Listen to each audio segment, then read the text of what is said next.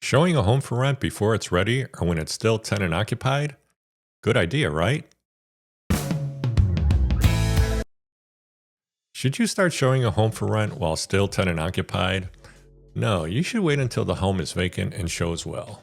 But why wait until the home is vacant? We want to minimize lost rent, right? Yes, but we also want to attract a good long-term resident. We also want to avoid potential liability in a very litigious business.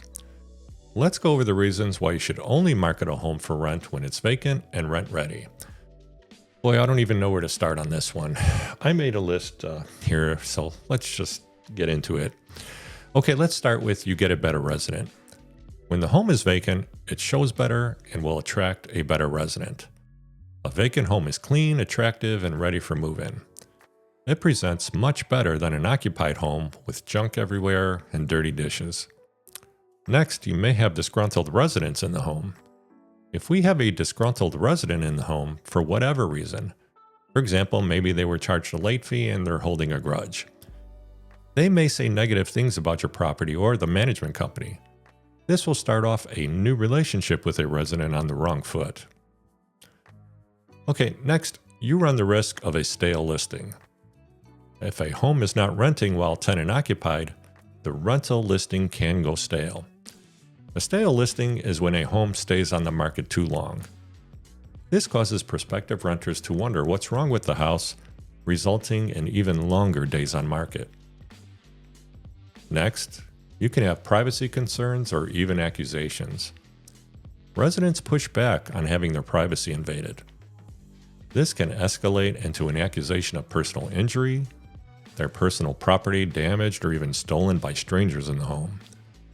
Let me ask you, if a stranger came to your house and wanted to see the inside, would you let them in? That's a big problem showing rental property. Showing a home for rent is a lot different than showing a home for sale.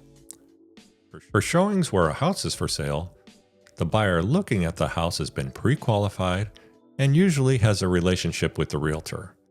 They're not a complete stranger. This is not the case in showing a home for rent. You don't know what kind of person is walking through that door. And if you're thinking of just sending a tenant prospect to the house and have your tenant show them around, now you're talking maybe practicing real estate without a license. Big trouble.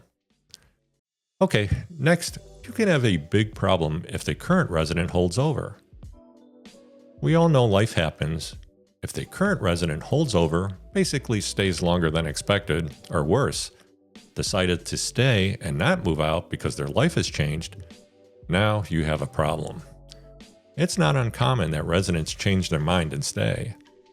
This has happened with us numerous times where the tenant decided to stay and not move.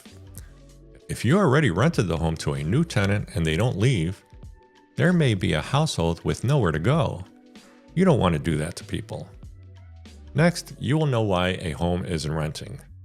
When a vacant home is in move-in ready condition, but yet isn't renting, we know exactly why. It can only be one reason. It's priced too high. Alright, this next one is really important. Okay, back in the 70s, there was a comedian, Flip Wilson, and he had a character, Geraldine. Geraldine had a phrase, "What you see is what you get." Now here's what's important about that. This is what you want when you show a home for rent. What you see is what you get. When a home is vacant and rent ready, it's very clear. The home you see is what you're getting. When you're showing a house that is occupied and not rent ready, you can't say that, can you? You may have to paint it, make repairs, clean it, whatever. This is trouble. How? Okay, it's time for the tenant to move in, and they're really unhappy. I can hear it now. You said you were going to paint this house. This house isn't painted. No, I said I was going to touch up the house. You said you were going to paint it beige. No, I said I was going to paint it gray. You said you were going to replace the carpet. No, I said I was going to clean the carpet. There's this, there's that. I'm getting stressed just thinking about this. Managing property is stressful enough. Don't make it worse. Also, you could be violating the Deceptive Trade Practices Act. If the home is not in the condition as advertised, it could be viewed as misleading and a possible violation of deceptive trade laws.